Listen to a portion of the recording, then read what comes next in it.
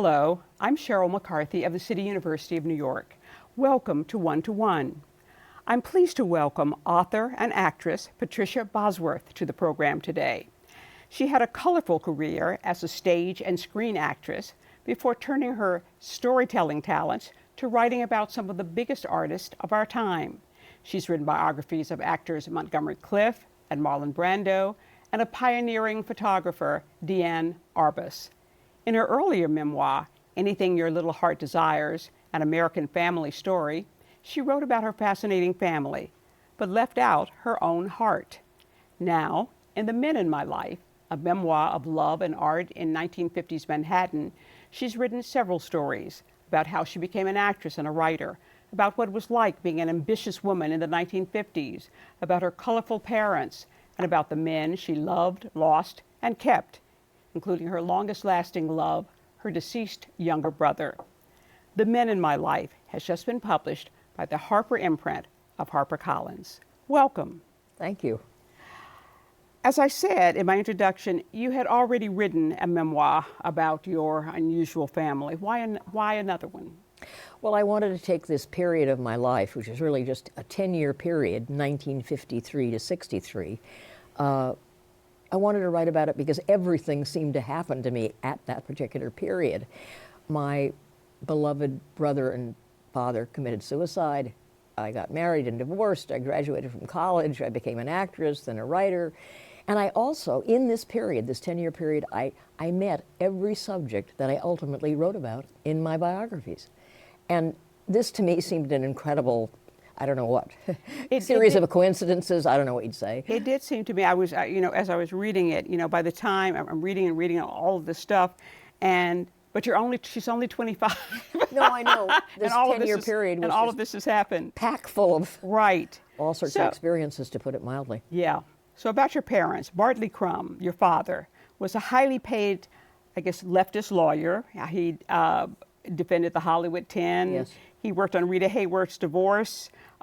He worked for Robert and John Kennedy in the Senate investigation into racketeering, Jimmy Hoffa. He worked on behalf of immigrants, deeply committed to human rights. But he was also troubled, an alcoholic, a pill addict. He attempted suicide several times before he succeeded. What was the source of his trouble, of his depression, do you think? Well, I think it began, first of all, with when he was defending the Hollywood 10 and he thought it was going to be a piece of cake because it was a constitutional issue. You should be able to keep your political thoughts private. And of course, you weren't allowed to in those days. It was the Red Scare. Everyone was afraid of communism. To make a long story short, after my father defended the Hollywood 10, and several of them were put into prison, he lost almost all of his clients. He became a pariah in the legal community, in the so-called traditional legal community, not with left-wing lawyers. But in any event, he had a very hard time making a living. So we moved to New York. He bought a left-wing newspaper called PM, which was foolhardy in that day, the McCarthyism kind of era of the time, and that folded. He had many disappointments and failures, and this caused him to try to commit suicide for the first time. But I think it was my brother's suicide, which was before his, actually, before my father's, that really put my father in a very bad way psychologically. Now, your mother was very interesting, too. She'd been a journalist. She had several books published. She also knew a lot about food. But would it be fair to say that she was unhappy as well, or not? Well, let's say she was dissatisfied. I mean, I think Okay. she loved my father very much, but she was her ambitions had been thwarted. She did write one successful novel. She'd been a crime reporter on the Call Bulletin. She loved that kind of life, wanted to be independent, but in those days you were basically supposed to be a wife and a mother in the 30s and 40s, Right. which is what she was. And this frustrated her and upset her, and then my father was away a lot. The marriage was a difficult one. I think they loved each other, but they really didn't get along that well. And then there's your brother Bart. Was he gay at a time when it was considered shameful, or? It was considered taboo, against the law to be gay, actually. I never knew for a fact that my brother was gay. I knew that he loved other boys and was very attracted to other boys. And that indeed was what got him into trouble at Deerfield, Right. when he had this very intense emotional relationship with a student. And then the boy hung himself from a tree, and my brother was blamed for it and kicked out of the school. And this just traumatized him, and it just destroyed the rest of his life, really. And the two of you were very close. Oh, yes. Like twins. We were like twins. We were inseparable. We confided in each other daily. We just had a wonderful time together. What impact would you say these two suicides of your father, of your brother first, and of your father, had on your life? Well, it had a profound effect, really. Most suicide survivors are workaholics, which is what I became. I worked compulsively, tirelessly, relentlessly in order to kind of, assuage my grief and my sense of loss. And I think that had the biggest effect on me. The suicides turned me into a workaholic. Okay.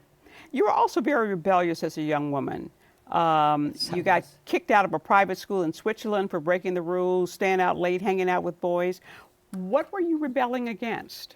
I guess convention, and I was adventuresome. I wanted adventures. I wanted different kinds of experiences. I didn't want to be curtailed. Yes, I did break the rules. There's no question about it. You went to Sarah Lawrence, then a women's college in Bronxville, New York. Did you like it there? I loved it. It was perfect for me. They had a lot of eccentrics in that school. And the teachers were terrific. There was Joseph Campbell, the wonderful man who said, "Follow your bliss." I had a great teacher and kind of advisor named Bessie Schunberg. The dance teacher, the award, the Bessies that are given every year for dancers. It was named after Bessie Schunberg because she was such a great teacher and choreographer herself. Jerry Robbins used to come up and visit with her, and Maurice Cunningham. We had all the great dancers came up to talk to her and be with her and also teach us. And you were a dance student there, right? I was a dance major at first, yes, Okay. I was. Now, it was at Sarah Lawrence that you got involved with Jason Bean, who seems, even in your telling of it, was pretty much a jerk. Unkempt, he was from a working class family that lived in a railroad apartment. He was supposed to be trying to be a painter, but he didn't paint anything. And he sort of seemed to be an opportunist who hung around Sarah Lawrence to try to meet rich girls. And yet you fell in love with him and married him. Yes, I did. What was wrong with you? Well, to be blunt, I wanted to have sex. I was very attracted to him, and I did sleep with him. And I was a Catholic, so I felt I had to marry him. But it was basically, I wanted adventure, and I wanted to be an experienced woman. And I don't know. My mother, for example, never taught me the facts of life. Instead of giving me, really a book about sex and what it was like, she handed me a novel by Colette. Oh my goodness. Because Colette believed in love and passion. So I was very romantic and totally irresponsible as well. I don't think anybody's mother taught him about sex in that period. Maybe not. Jason became very abusive, very controlling, and you finally left the marriage after he tried to strangle you. Yes. So I was about to say, what was the breaking point? Maybe that was it. The breaking. He really forced me into leaving him by trying to kill me. But in those days, women were passive. Nobody had talked to me about marital abuse, about physical abuse. I literally thought one had to endure this kind of treatment from men. I'd seen it not with my mother, but with other women. This was the time of tremendous passivity and also ignorance about abuse in general. Yeah. You started modeling while you were in college. Your parents happened to know Eileen Ford of that famous modeling agency. Yeah. She didn't hire you, but somebody else did. You seem to have, not to diminish your talents, because obviously you were, you became a good actress, you became a good writer, but you seem to have also had two assets that a lot of people don't have. You were very attractive, for one. Thank you. And that opens a lot of doors. And your parents knew a lot of people. That's true. Did you ever feel guilty about that? No, I never felt guilty. I felt very lucky. Yeah. I felt that I was in the right place at the right time. And yes, my parents knew a lot of people. But I would say luck had a tremendous amount to do with what happened to me in terms of my career. Right. So you're a model, you're modeling in New York, and at some point you decide you'll try your hand at becoming an actress, and you auditioned for the Actors Studio, and you were accepted. And you met everybody there. So many big names that we know in acting or who would become very famous actors. But you described the studio as being very toxic. Well, it was hugely competitive, hugely energizing. But Aliyah Kazan, who founded the place, called it a zoo. It was open 24 hours a day. There were projects going on night and day. But as I say, it was enormously competitive. And I think that was part of it. And there was a tremendous emphasis on the importance of being a star, because Marilyn Monroe was there, and Lee Strasberg was obsessed with Marilyn Monroe. Lee Strasberg was the master teacher there. And he sort of created that kind of atmosphere. It was also very sexist, you said. Very sexist, yes. Male chauvinist pigs all over the place. Women were supposed to put out, the actresses were not really as respected as the actors there, and the actresses like Jane Fonda, Anne Bancroft, Geraldine Page, Estelle Parsons, Shirley Knight, Sandy Dennis, these actors were as talented, if not more so, than Al Pacino, Robert De Niro, etc. But there was an emphasis on the male superiority of the place. Did you learn a lot about acting there? Did it help you? Oh, yeah. I mean, it was a fascinating place. Lee's dictum was behavior. You had to learn how to behave in a genuine, real way, and that's harder than you think when you're acting. I mean, there's acting, in quotes, and then there's responding and reacting and listening and observing, and all these traits we had to develop in exercises and in scenes. And of course, it also helped me as a writer. Okay. We're going to take a short break, then we'll be back with more with Patricia Bosworth, author of The Men in My Life, a memoir of love and art in 1950s Manhattan.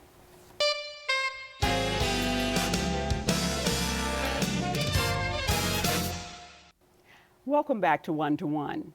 I'm Sheryl McCarthy of the City University of New York, and I'm talking with the writer Patricia Bosworth, author of The Men in My Life, a memoir of love and art in 1950s Manhattan, just published by the Harper imprint of HarperCollins. You were inclined, after Jason, you were inclined towards destructive relationships, not very nice men. I guess I could say you slept around. Women were really doing that in the 50s? Well, yes, they most certainly were.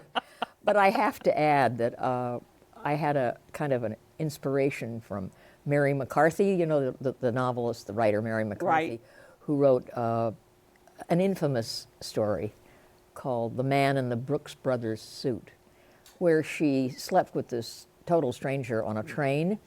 And it was kind of a Bible for many of us in the 50s, in that Mary McCarthy thought that it was okay to have a one-night stand. It was okay to have almost impersonal sex, that it was an experience one should have. And many of us decided to try this kind of thing. I'm not saying that it worked after a while. It was actually quite empty and unfulfilling. But in the beginning, it was exciting and strange. And I think that's why many women tried to have this kind of experience. Okay. And I would think, especially in something about people in the acting community, there's a lot of sleeping around. There appears to be. But there's nothing wrong in that. No, I'm not saying there was. Your relationship with Joseph, is it Schildkraut? Yes. You've never heard of him? I don't think so. Oh, my Lord. He was a very, very famous actor in the 50s and 60s. He won 2 Academy Awards, one for Emile Zola. Anyway, it's a long story. But yes, I did have a relationship with this older man named Joseph Schildkraut, who was nicknamed Peppy. He was then on Broadway playing Otto Frank in The Diary of Anne Frank. And I was also close to Susan Strasberg, who played Anne. So anyway, Peppy, as I called him, was very helpful to me in my career. He was a mentor, and I was with him for about 3 months. He was a married man, but I cared about him and he cared about me up to a point. Now you got a number of acting roles. I mean, you did your share of waitressing, and Yes, I did. I think you demonstrated products at Macy's. I did. But you also And was got fired. but you also got acting roles. Was Blue Denim the first one? Blue Denim was the first. It was the first play I was ever in. And Arthur Penn, the famous director who ultimately directed Bonnie and Clyde, it was his first directing job on the stage. He'd been a television director. He was a great television director. Yeah, and I was in that with Mark Rydell, who later on directed on Golden Pond, became a wonderful director, and Burt Brinkerhoff. It was a great experience. And you, in The Glass Menagerie. I played Laura opposite Helen Hayes, who played Amanda. Amanda I played her Wingfield. daughter. And you said that was, you described that as your finest acting role. Well, it's pretty incredible to be in a masterpiece, and I feel that Glass Menagerie is a masterpiece. And of course, Helen was considered to be the first lady of the theater. So that was a huge experience for me, to work with somebody with that kind of background and expertise. And she was a fascinating woman. And how old were you at that time? I was 23. Wow. You got a job playing a nun, Audrey Hepburn's best friend in the convent, in the nun story. That's right, I did. But at the same time that you got the part, you discovered that you were pregnant and decided that the only thing to do was to get an abortion. A traumatic experience? Yes, very definitely. Yeah, it was. But I was very lucky because although I almost died after the abortion, I had to go to Rome immediately after I'd had the abortion, and I didn't take these pills to keep me from hemorrhaging on the plane. I got to Rome, I was bleeding. And again, to make a very long story short, Fred Zinnemann, the director, wanted all of us, including Audrey, to go to various convents to be sort of taught by nuns how to behave like nuns and think like nuns. And we were sent to various convents, but I was sent to a hospital run by nursing nuns. So I had this incredible luck to meet a nun who was also a nurse, who realized that I was very ill, and who literally saved my life by rushing me into emergency, and my life was literally saved by this nun, and she never made a judgment. And that was interesting to me because I've heard that in that day when abortion was illegal, often women who wound up in the hospital for botched abortions or whatever were treated rather cruelly by some of the staff. But you were in a Catholic hospital and they treated you with a lot of kindness. Not only kindly, but they literally informed me. They educated me about what had happened to me and what was going to happen to me in the future, that I would get my period again, that I still could probably have children, which unfortunately I did not have, but I was educated by both the nuns and the doctors in this hospital, which was run by nuns. So you're working in Rome, filming a big movie with Audrey Hepburn. That must have been a very heady experience. Well, she, of course, is one of the great icons, along with Marilyn Monroe. Even today, I think she's as famous as ever. And she was just a marvelous woman. Very, very interesting, very, very mysterious. This role for her was probably the most challenging of her career. She had always wanted to get away from playing the gamine, elegant, young women, and this particular role challenged her, this woman who had a conscience, who did for other people. And Audrey later told me that it inspired her to change her life, really. If you had to, well, you met just about everybody in the business, in socially or through the actor studio or in your work. Give me some brief descriptions of some people. Gore Vidal. Oh, Gore was acerbic and funny and brilliant, but underneath quite vulnerable. And we did become friends, and he encouraged me to write. I visited him in his house in Ravello in Italy. He was almost like an older brother to me. What was your impression of Marilyn Monroe? Probably one of the greatest stars I've ever met, and she knew she was a star. She had this special iridescent quality about her. She was in her own bubble, in a kind of dream world, but she was absolutely fascinating to look at. How about Monty Clift? Oh, Monty was also amazing. He was my father's client, and I met him when I was 15 years old, and I met him at the height of his fame when he'd just done Red River and The Search. He was probably the most beautiful man I've ever met in my life.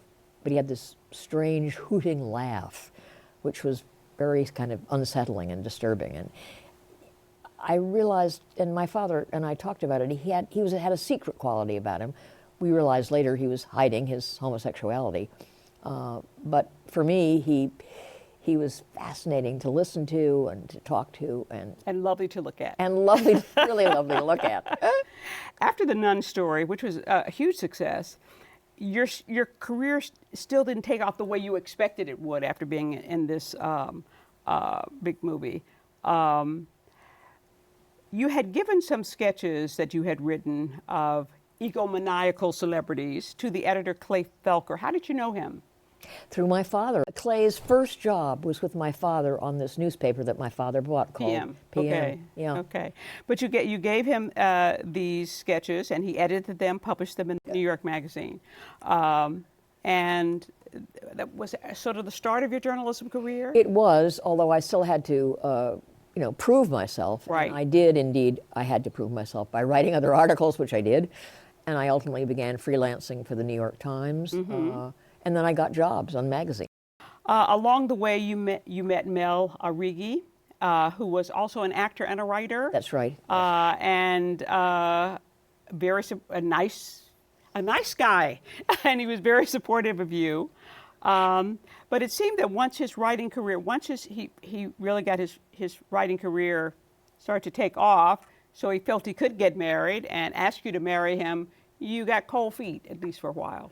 Well, I was afraid. I was afraid to get married again for a while. I think I wasn't ready for it. I mean, I had to wait a little bit longer, which I did. We broke up and then finally came back together again. But I was just afraid because I had had such a bad experience in my first marriage.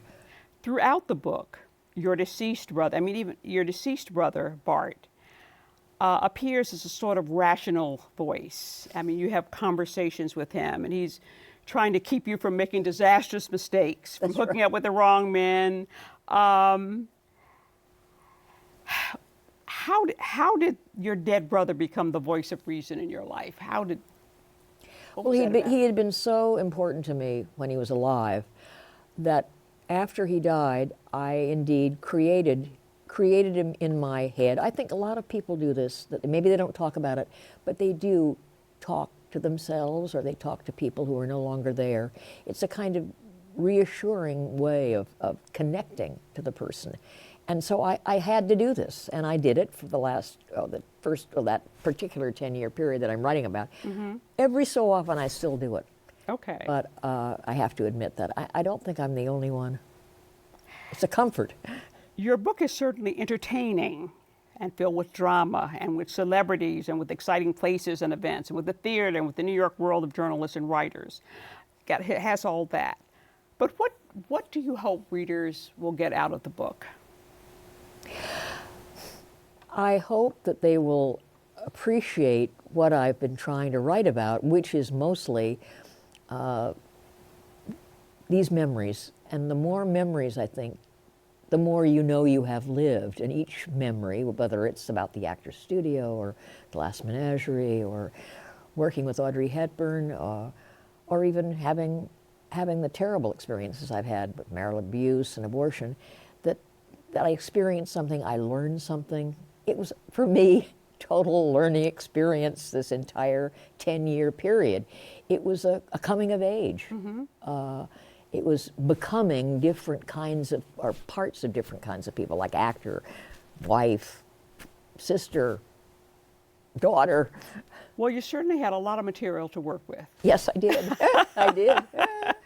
And I think readers will cram pack with really interesting stuff. I hope so. I'm afraid we're out of time. I want to thank Patricia Bosworth for joining me. The Men in My Life, a memoir of love and art in 1950s Manhattan, has just been published by the Harper imprint of HarperCollins, and is truly a good read. For the City University of New York and One to One, I'm Sheryl McCarthy.